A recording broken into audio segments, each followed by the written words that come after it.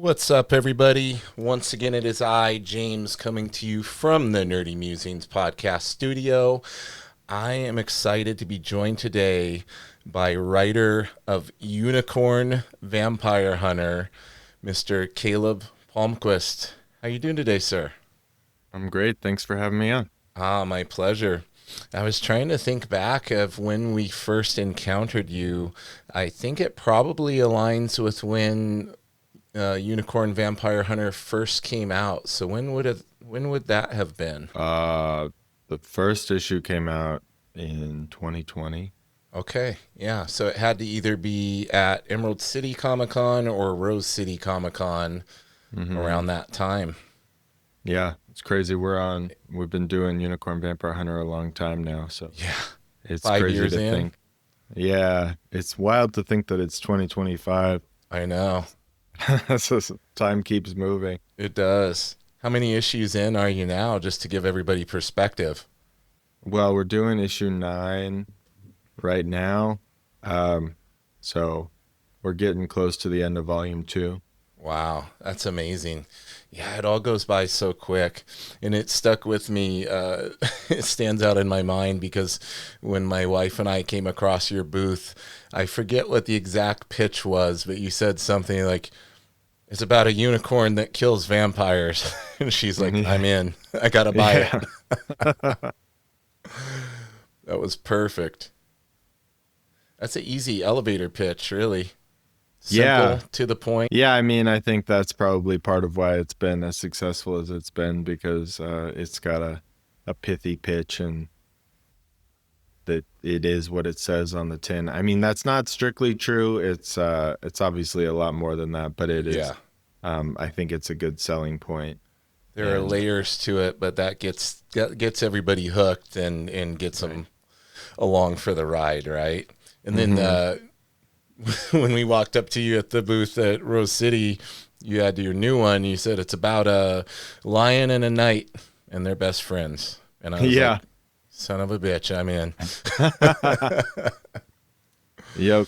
Yep. I'm sensing that's part of your formula. Yeah. I mean, so it is. I think that so the other book that I have that's actually been even more successful than either of those is called Dragon Grit, which is about cowboys who ride dragons. Oh, there you Um, go. and so, yeah, I mean, I think that having a fun, unique idea to draw Yeah. people in is a big part of it. But not all of those pitches necessarily always work. I have another book called Vampire Detective in Space that I that I don't have as much success with. Some people really like it. I'm proud of Yeah. it, but it's not. It hasn't quite grabbed people in the same way. And so, ultimately, though, the important thing is like that there's substance behind it too. Definitely. Yeah, working at cons or tabling at cons has to be a unique experience because you have such a limited window to make that first impression and you kind of, can be lost in that sea of other exhibitors and everything. So you really stood out in that you had your hook right there, to tell people that were walking by what it was about and kind of gain their attention and get them to look into it a little further. So I thought that was really cool.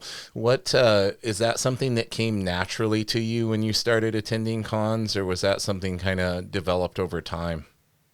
I mean, when I first started doing cons back in like 2018 or 2019, I had a different book that was like a sci-fi opera thing that did not have a pithy hook, and and I found that I had to work really, really hard to sell it to people.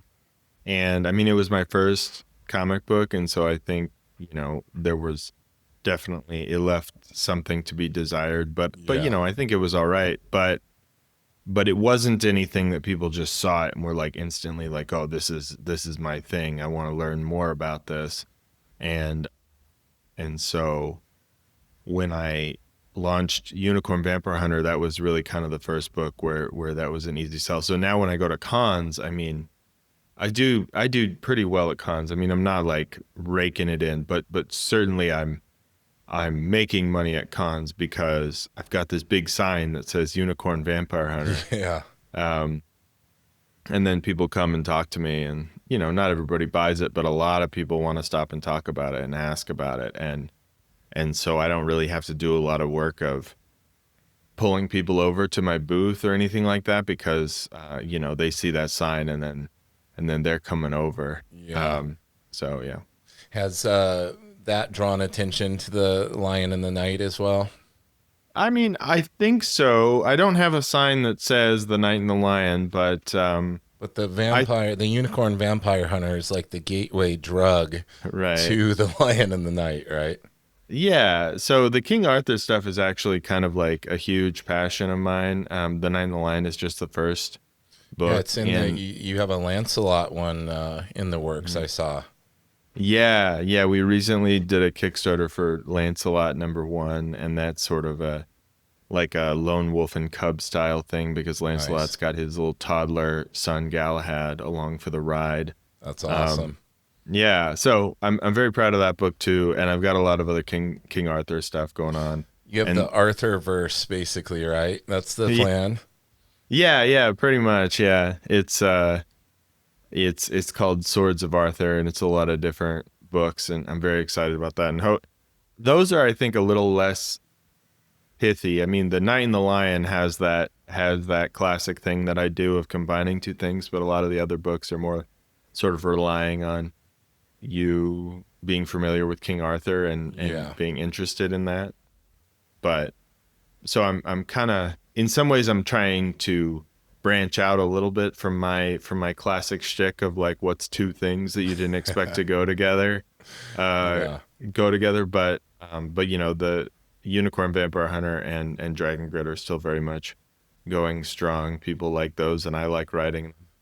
Now, is that going to kind of change the style of art on these Arthur books as well? Like, is that kind of getting a little bit away from that? Because the Knight and the Lion and Unicorn Vampire Hunter is very much like almost like a classic, like animated style with the artwork in a way. I mean, Lion and the Night, a little more, I would say a little more manga influenced in the artwork style, which is really cool. It suits it really well.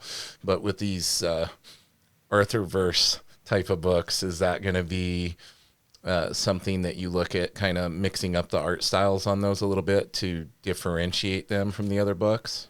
Oh, for sure. Well, I'm doing,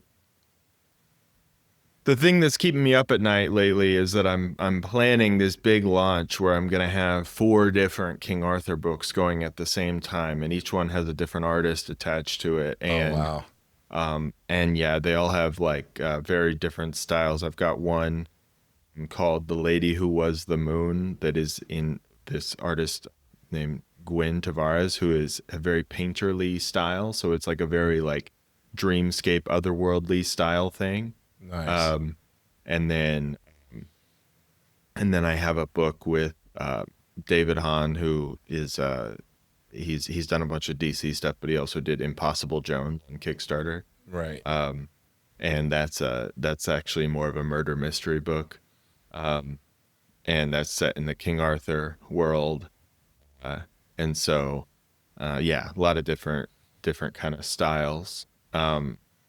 There was a time when I imagined doing it all with one artist, but no one person is a Superman. You can't, as much as I would like to clone some of my favorite collaborators and just have them do 5 different books at once, can't necessarily say juggling do that. all that has to be a lot.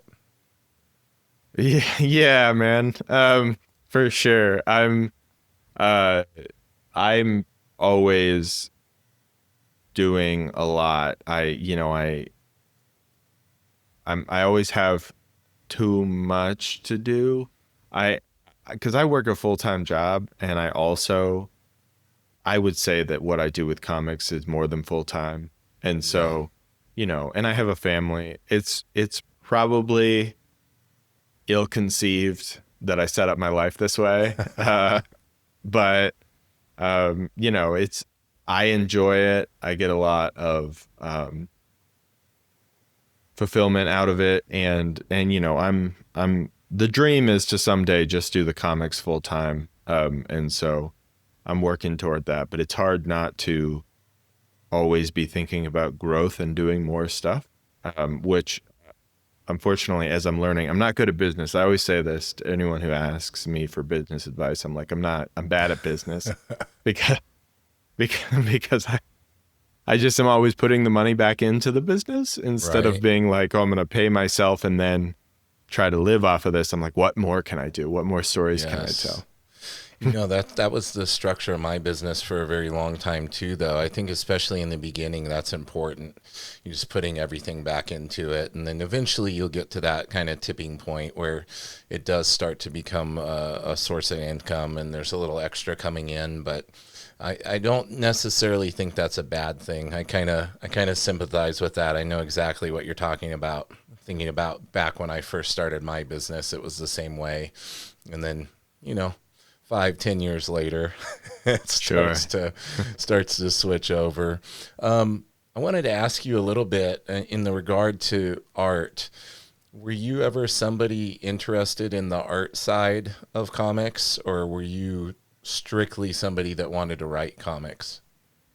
Oh yeah, no, I mean, I love to draw, and as a kid, I wanted to be a newspaper cartoonist. That was like my big dream as a kid, and my dad worked for the newspaper, and so I was really into that, and I drew a lot, and I still like to draw. I just I found that my talent was really in the writing part, and I do every couple of years I'll do a campaign on Kickstarter where I draw a little comic and then invite backers to tell me something to add to it. So it's like a very silly little like create your own adventure thing. Yeah.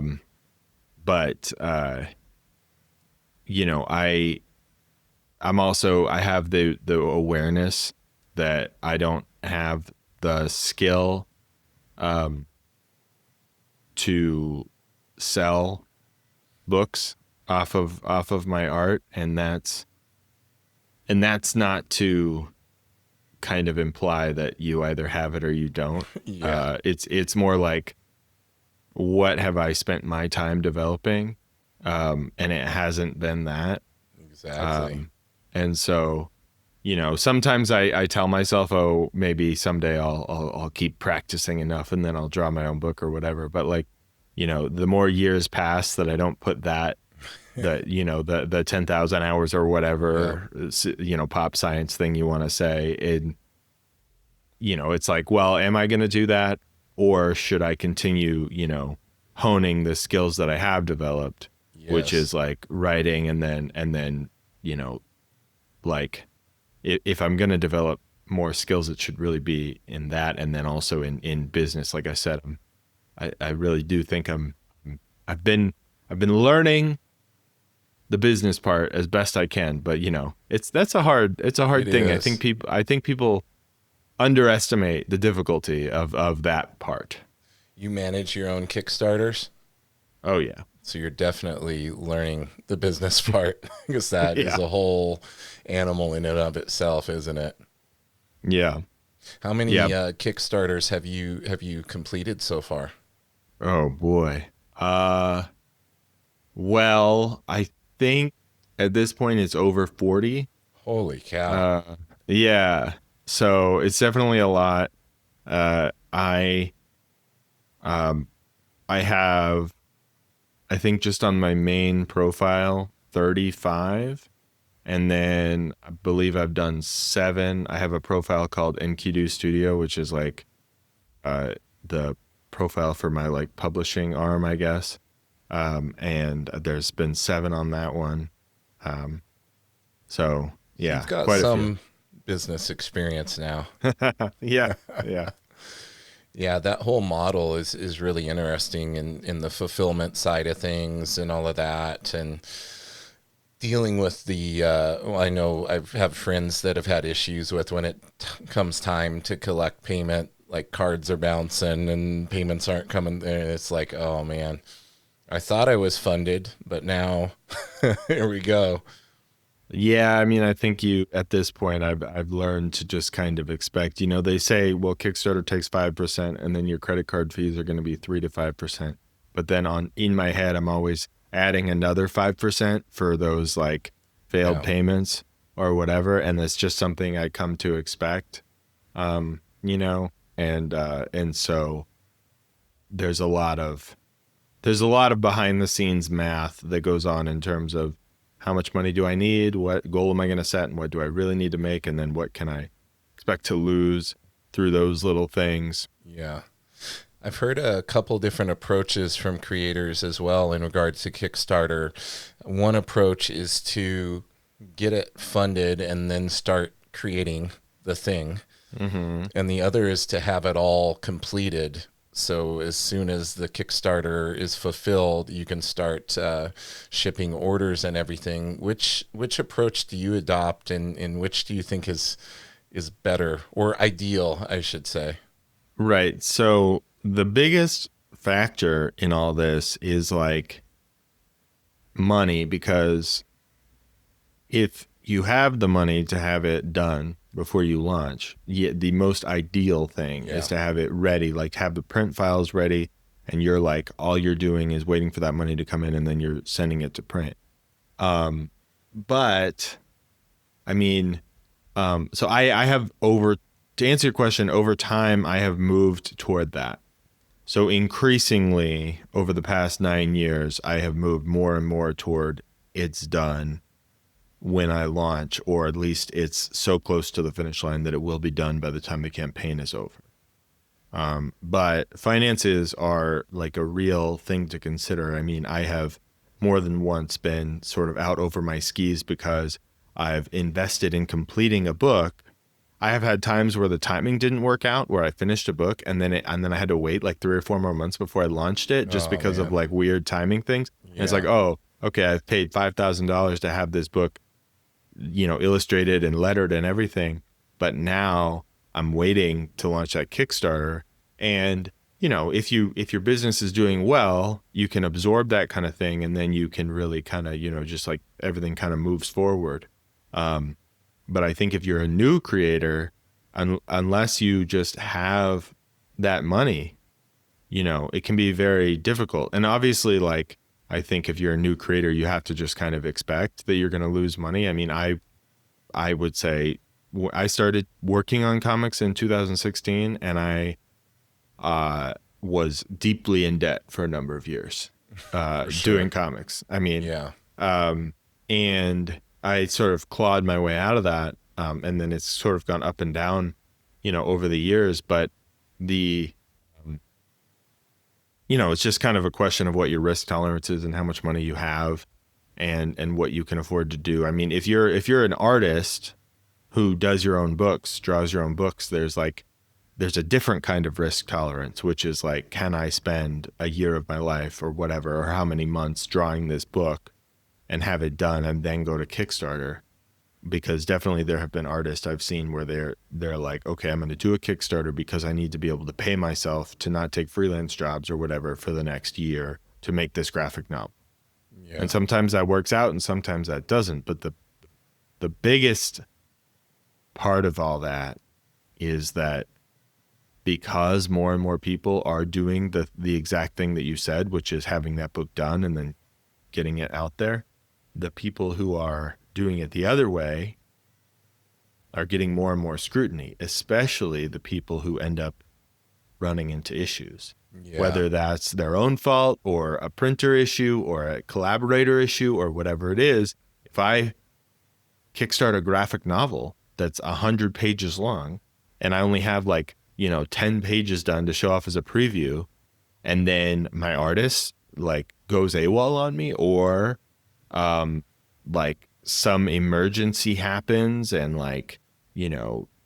whatever it is, and then I'm not delivering that book within the time frame that I promise, now you've got people. I mean, people will turn on you quick. They will, and they'll remember that for any future Kickstarters you do.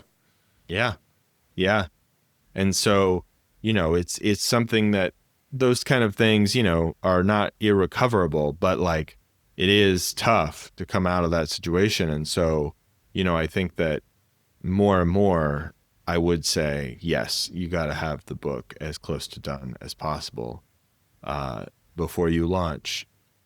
But Kickstarter has just changed over time too. I mean, it really is, at least for comics, it's way more of a pre-order platform. Yeah, it really is. And now they partnered with BackerKit a while back, so you can actually get your stuff, the fulfillment side of it handled too, if you want to pay extra and all that kind of stuff. So it seems like they're kind of, adding more tools and more ability to be able to allow people to hopefully smoothly get their stuff out there. But yeah, there's just so many variables that are outside your control when it comes to crowdfunding. I think that the fact that you've done so many is very impressive, to be honest. That's really cool. So you're coming up on 10 years 10 years of creating comics. That is got to be a pretty big milestone. Did you ever think back when you put your first one out that you would be this far in? Was there never a question that it was something you were just going to keep doing? I definitely wanted to keep doing it. I mean, there was definitely, the first few years were pretty hit and miss on whether or not I thought that it would be something that I could sustainably do. And I'm not talking about could I do it for a living. I mean, there was definitely periods of time where I was like, can I even do this at all? Because I was spending a lot of money on it. And, I'm a teacher, so it's not like I have money coming out of my ears. Yeah. And so, it was definitely, because my first few Kickstarters didn't even come close to making enough money to pay for the product that I put out there. And I mean, frankly, it really wasn't until I would say the first Unicorn Vampire Hunter, that was the book that really like made it seem like a possibility. So I would say, and that was in 2020. And I started out in like 2016 in terms of investing and really trying to make comics. And so I would say those first 4 years were a lot of me trying stuff and wondering if it was even possible to break even on making comics. And now, of course, things change over time. Now, I mean, if I have a book that doesn't break even, I'm like, okay, well, that series has to go on the shelf because it's not sustainable. I don't invest personal money into my business anymore, which is awesome, but it took a long time to get to that point. Yeah. You've kind of set a precedent for yourself now. So it gives you that kind of frame of reference to look and go, okay, well, maybe this one's not viable. Let's put more of our energy into this. I wanted to ask you about how you came to your collaborations with the artists that you've ended up working with. Did those come through cons and that type of thing, or did you meet them online? Like, did you cold DM them and say, hey, do you want to draw my book? I know some people like to get on the groups on Reddit too. Looking for artists and everything is a very viable place. So for you, how did you, when you first started making your comics and your writing, and now you're ready to look for an artist, how did that come to be? How did you find your collaborator? So the very first book I ever did was, I was actually part of a forum that did like drawing challenges, and I was just like dinking around with drawings, and there was someone on that forum, a guy named Noah Meese, who is actually a like Broadway set designer. Oh, wow. And he is a drawing, and we started talking, and then I asked him if he wanted to draw a comic book for me. And that was the very first comic that I did.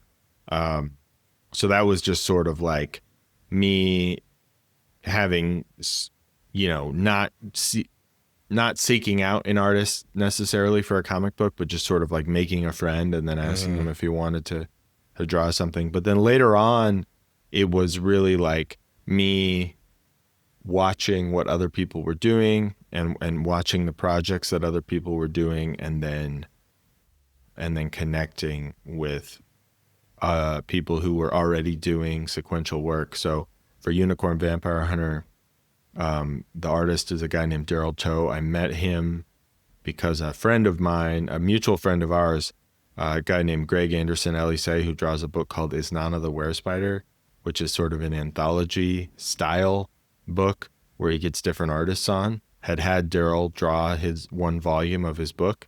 And I really liked his work. And then I reached out to him, and sort of because we had that mutual connection, we started talking. But Daryl actually told me no at first. He said he was too busy and he couldn't do it. And then a year later, I hit him up again, and he was like, "Oh, actually, yeah, I'll do it." And then since it's turned into such a successful thing, you know, he and I have sort of continued to work on it. In fact, we have sort of built that relationship over the years, and we are now planning some other projects sort of outside that's of awesome. Unicorn Vampire Hunter. Yeah. So I mean, So and persistence paid off in that regard. Pinging him and checking back in a year later kind of paid off, and now you're making future plans, and he's denying other people that are reaching out and saying, "Hey, you want to draw my thing?" He's like, "Sorry, busy with Unicorn Vampire Hunter, man." Yeah, I mean, I think that's kind of it, is like, you know, when there's talented people out there, you know, I mean, part of it is just like sort of trying to form like genuine connections with people. So one thing that I do, sort of, I guess if there's a bit of advice, would be that I try to contact people and then try to do something small with them, to like kind of, you know, and do something that like really connects with what that artist is into. Yeah.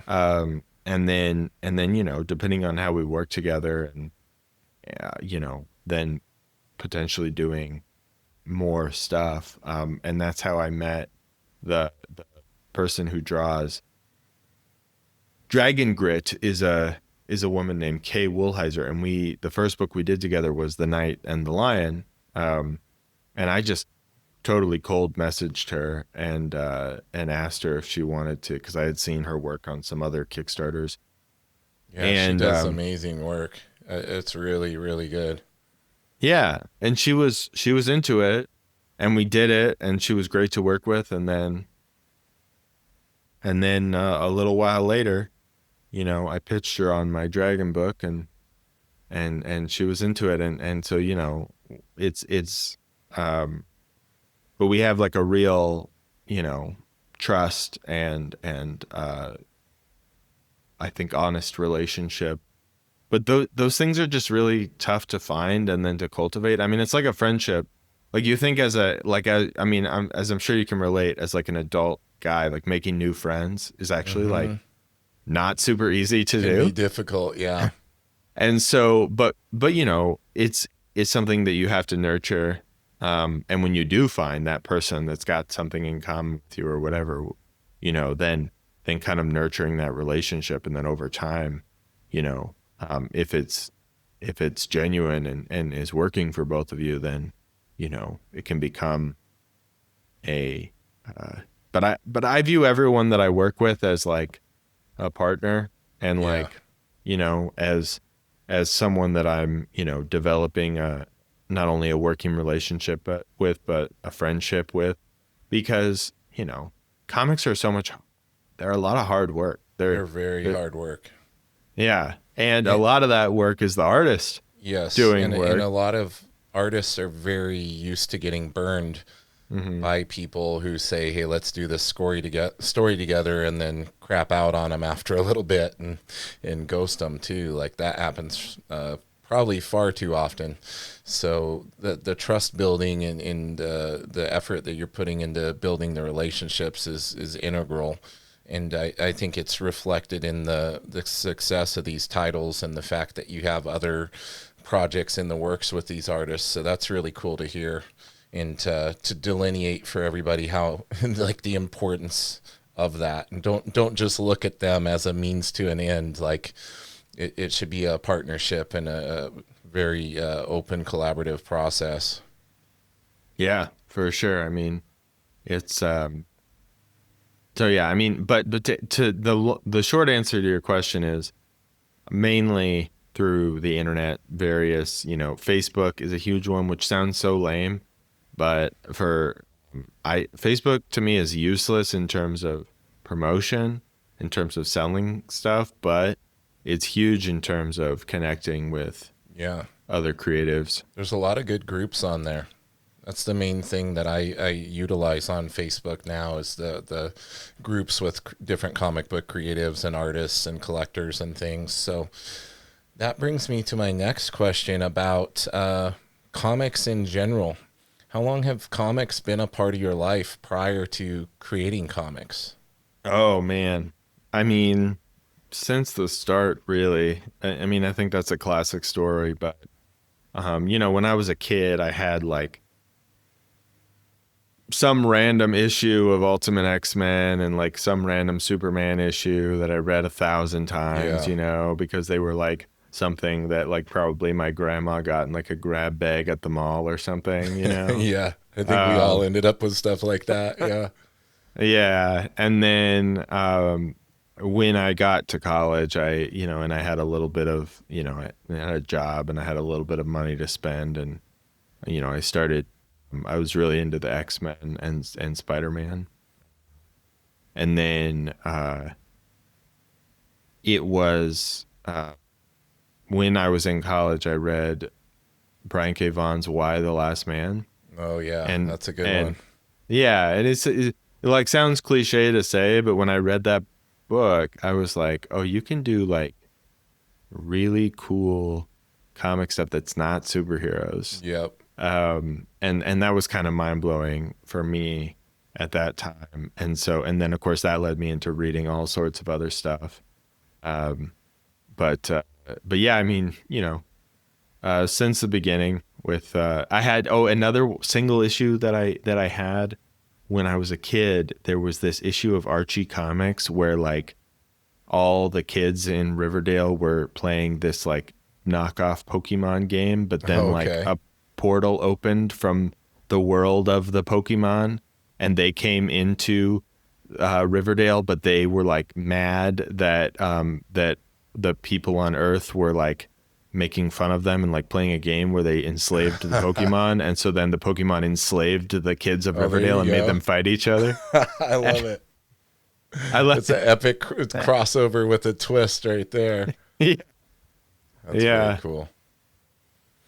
That's cool, man. Yeah, it's a very common story that like it's been with you kind of, since childhood and all of that. Like every now and again I get an artist or a writer on here though that it's like been very recent, and they're like, "Oh yeah, only like 5 years ago." And I'm like, I'm kind of jealous because you have so much great stuff to go back and Oh get yeah. recommendations and like look at this, look at that.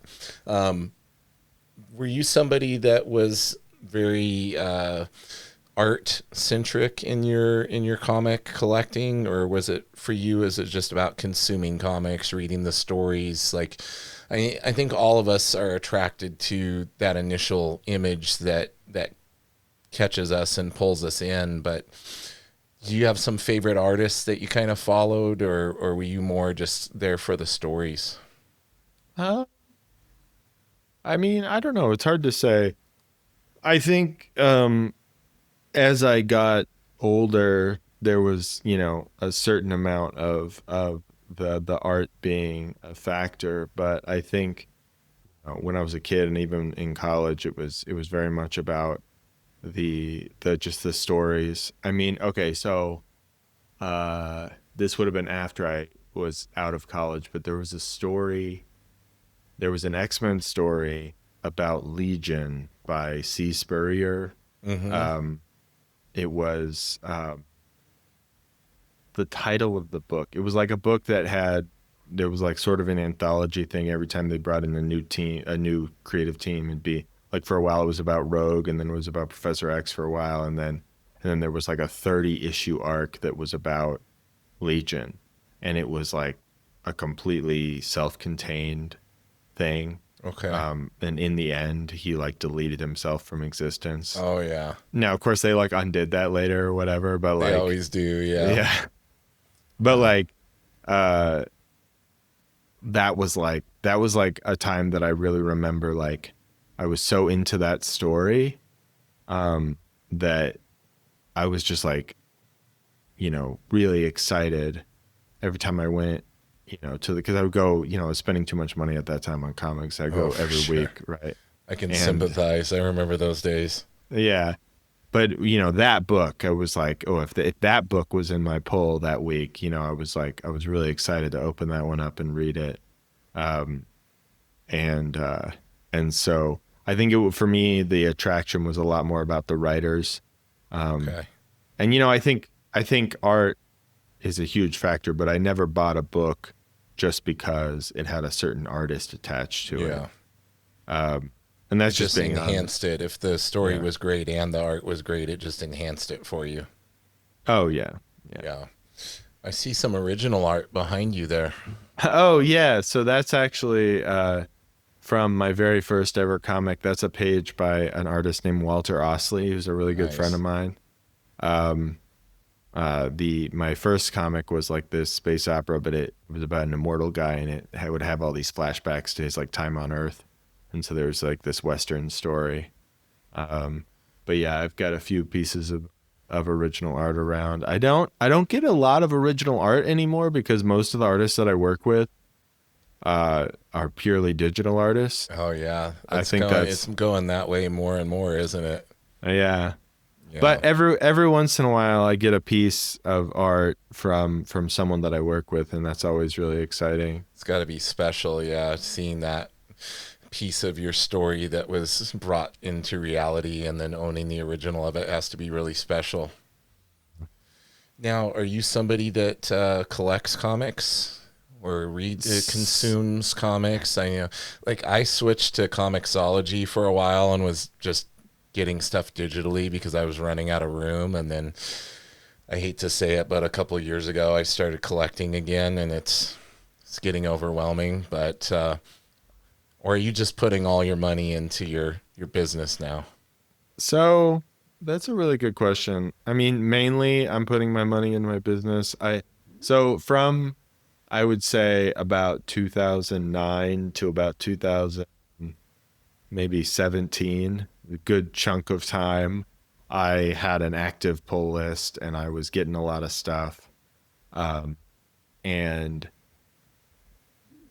then I ended up selling off a lot of it because like I had around the time when I was really trying to fund my comic stuff, like I had like a like 6 year like unbroken, you know, Spider-Man set, and like and then I had like a bunch of stuff that I was able to sell for basically what I paid for it originally, Yeah. and so to me that was like pretty good.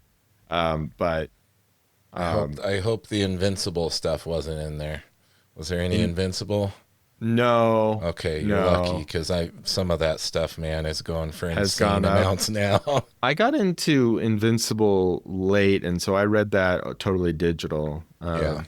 Which you buy the digital stuff, you can't resell that. But Yeah.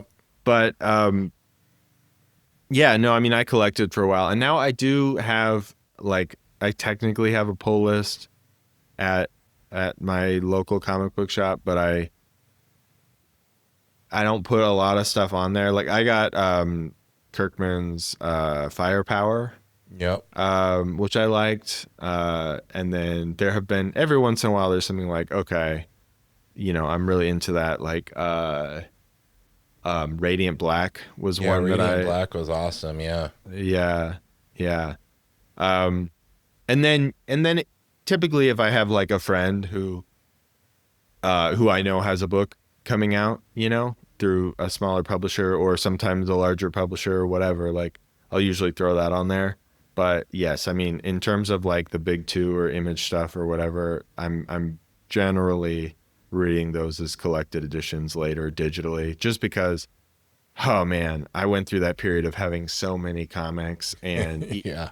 even in the last like 8 years, just the small amount that I have gotten, and then the Kickstarter comics that I've gotten, because I do like to buy other books on Oh, Kickstarter for from, sure. Yeah. and it's just like really you know, it all just adds up, and then you have all these books. And as a reader, I generally prefer, the collected editions. Yeah, it's nice to be able to just binge. It's like binge watching a TV series after the whole thing comes out. It's like that you can do that with comics in the trades too. Yeah, that said, of course I'm, no shade to the single issues. I not only did I buy them a lot for a long time, my business is also built on the back of people buying my single issues. Yes, So, yes. Well, I wanted to ask you, what can we be on the lookout for? Because I know you're in the process. You had some programs open that I made you shut down because you are in the process of developing this latest Kickstarter and everything. So what do you have that you're able to talk about, maybe pre-hype a little bit, that people should be looking out for? Sure. I mean, the thing that is on Kickstarter right now is Unicorn Vampire Hunter number 9. And we are actually in the process of finishing up issue 10 and 11 as well, which will finish the second volume. And so that'll be coming out. And then Dragon Grit, we just finished issue 5, which is the first story arc that's at the printer right now. So early next year, we'll do the volume 1, and then we'll be doing volume 2 in single issues starting next year. And then my big, huge thing that I'm really putting a lot of effort into is my big King Arthur thing, which is, it's I call it the Swords of Arthur, or as you called it, the Arthurverse. You can have that one. I'll give you that one. Trademark it. But yeah, I mean, that's very much like a bunch of stories that are adaptations of King Arthur stories, everything from Welsh stuff to French and English and German stuff. That's and the fun thing about it is that I'm sort of like picking and choosing the things that I like, and I'm building my own version of the King Arthur myth, and I'm getting to sort of highlight characters that I really like and do a lot of stuff with that. Now it's also very scary because I'm investing really heavily into it, and that's always a scary thing to do because I don't know, if that'll necessarily equate to people being interested in buying that stuff. But yeah, those are kind of my 3 major things right now: is Unicorn Vampire Hunter, Dragon Grit, and then this King Arthur stuff. And so I'm actually going to be trying something completely different with the King Arthur stuff next year. I'm launching a subscription service through my website. Cool. Yeah. So basically the only way to get single issues of that going forward is going to be through this subscription on my website, and there will be physical and digital tiers. And then, so yeah, because I'm doing a lot, and it would be a lot of Kickstarters, and this way it's not like, I mean, it's like a more direct, even more direct than Kickstarter. So when people subscribe, they'll be getting 2 to 3 issues per quarter of these books. And so it'll be not quite as fast as what you would get in like from a big 2 book, but it'll be a lot. It'll be a lot of content coming out. And so yeah, that's the stuff I'm really excited about. So you got hardly anything going on, is what you're saying. Yeah. Like we talked about earlier, you got a lot going on, man. Yeah. I mean, I'm doing, the last couple of years, it's been like 9 to 12 Kickstarters a year. And so now I'm trying to migrate some of that off of Kickstarter, but still do a lot of Kickstarter stuff and do a lot of books. I just like doing it. I like telling stories, and I like writing, and as long as people keep deciding that it's worth their money, then, I'm going to keep doing it. For sure. Now, with the, you're a middle school teacher, you've got a full-time job and everything, and you take on, you put all this stuff on your shoulders with all these different projects. Time management, I'm assuming either you don't sleep or your time management skills are pretty decent. So what's your workflow? What's a daily day in the life look like for you? I mean, oh man, that's such a good question. Uh, if it's either I don't sleep or I have good time management skills, it's some combination of those things. I think I have. I don't think I have good time management. I should say that I have good like uh well, I care a lot and I do a lot, but it's always like holy crap, I have this huge list of things. Opposite me, if I'm looking past my screen, I have this big board up where I have a list of all my pressing tasks Yeah. that I keep up there. And sometimes that stresses me out, but I have so many things that I have to do that I have to keep stuff in mind. And so it's kind of always just like putting out fires all the time. Mm-hmm. And every once in a while I get the luxury of setting aside a day, like a Saturday or something, where I'm like, I'm going to work on something that isn't going to be a pressing issue for 6 months. And I have that, like, I get to sort of luxuriate in a writing project where it's not pressing. I don't have a deadline. But for the most part, stuff is like, okay, I got to get these packages out, because if I don't get these packages out, I can't launch the next issue of this book, because people need to get the previous issue before I can launch the next one. Or, I've got this Kickstarter coming up and I need to do that. Or, I've got a script that I need to write, or whatever it is. And, it's, I don't know. It's tough. I would say I don't have great advice for time management, other than I manage to get as much as I do done because I want to, and I over caffeinate myself. Yeah, you and me both. I'm drinking an energy drink way too late in the day here. Yeah, I saw that, and I fully relate to that. You relate to it? Yeah. Oh yeah, I was on here the other. I think it's a lot of us creative people do that, man. Because I had another writer on here a couple weeks ago, and he was like, it was like 10 p.m. his time, and he was drinking a Monster, and I'm like, and I had my pre-workout. I'm like, I'm right there with you, buddy. We got to get our evening tasks done. I mean, that's it. Because, I mean, if for anyone who's got a full-time job, you know that, like, when you come home from that and it's like 5 o'clock or whatever time you get home, and you've given the best part of your day to this job, and then you're like, okay, how am I going to revitalize myself so that I can get stuff done that I need to in the evening? Yes. And a lot of times that's something which is probably not good for us, which is, hitting that energy drink or whatever it is. It's not good for us, but sometimes it's necessary.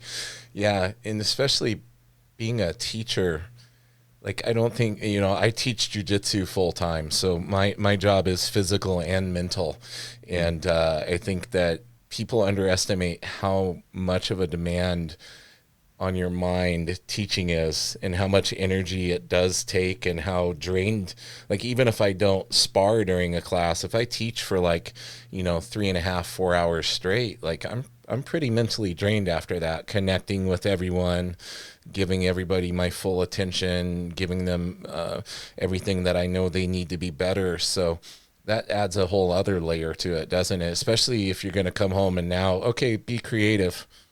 Well, yeah, I mean, that's the thing. Like you said, I mean, if you teach for 3 or 4 hours, then I mean, that's not time where, like, you can, like, do 20 minutes of work and then like sort of take a break. I mean, you're on for that time and you're engaging. And so, like, as a teacher, like today we had a funny scheduling thing where I had to teach during my planning period. So now it was like straight from when I got there to when I left, I'm with students. Yep.